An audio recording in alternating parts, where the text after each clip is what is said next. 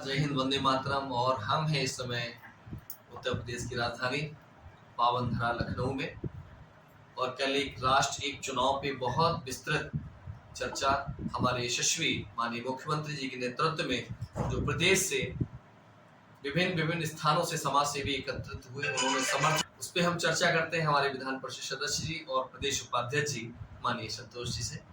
भैया धन्यवाद, आज आपका समय मिला। एक राष्ट्र एक चुनाव, एक राष्ट्रीय चुनाव का मुद्दा इस समय पूरे जनता में प्रचलित है। सभी लोग इस पर गंभीरता से विचार कर रहे हैं।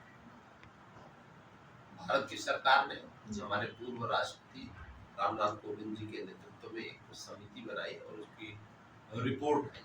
जी, एक राष्ट्र एक चुनाव पहले होते रहे, जब 1952 में चुनाव हुआ। जी, अब हो क्या गया कि इस समय देश भर में चुनाव चलते रहते हैं। जी, कोई न कोई चुनाव हर 6 महीने बाद। मैं संगठन से जुड़ा हूँ, इसलिए मैं हर 6 महीने बाद, कभी कभी 3 महीने बाद ये चुनाव की परिस्थितियां आती रहती हैं।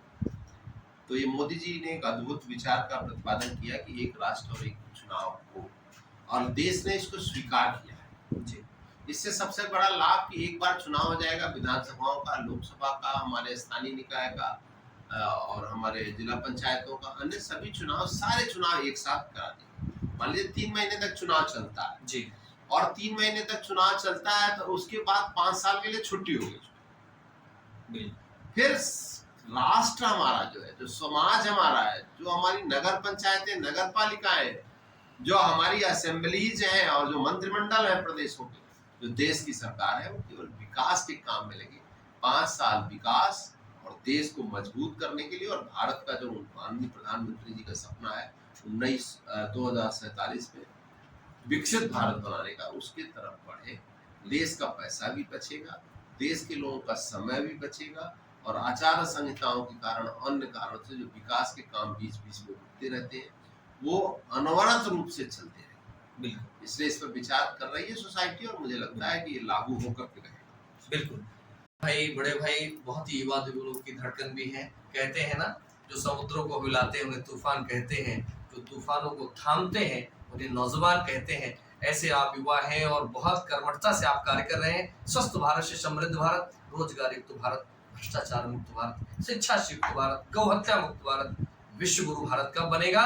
जब हम सब एक कदम माननीय मुख्यमंत्री जी के साथ, जो कल प्रदेश में एक राष्ट्र एक चुनाव का आह्वान हुआ, उसमें साथ देंगे। माननीय प्रधानमंत्री जी की जो बड़ी सोच है 2047 में विकसित भारत की, एक कदम हम सबको साथ देना होगा।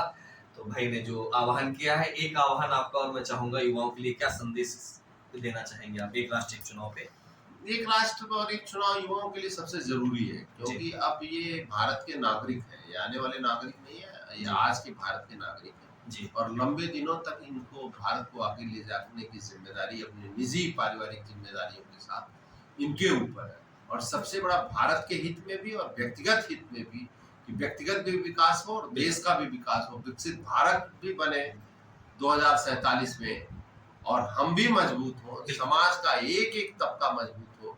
अंत्योदय की जो परिकल्पना आदरणीय नरेंद्र मोदी जी की, आदरणीय हमारे पूज्य योगी आदित्यनाथ जी को, उसको और बल मिले, भारत का एक एक नागरिक सक्षम हो और हमारा देश दुनिया में अपना और नाम रोशन करे।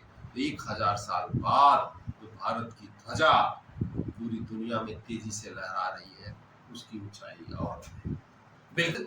संकल्प में विकल्प ना है, ऐसा आपने आह्वान किया युवाओं से। ईश्वर का दिया कभी अल्प नहीं होता, जो टूट जाए वो संकल्प नहीं होता।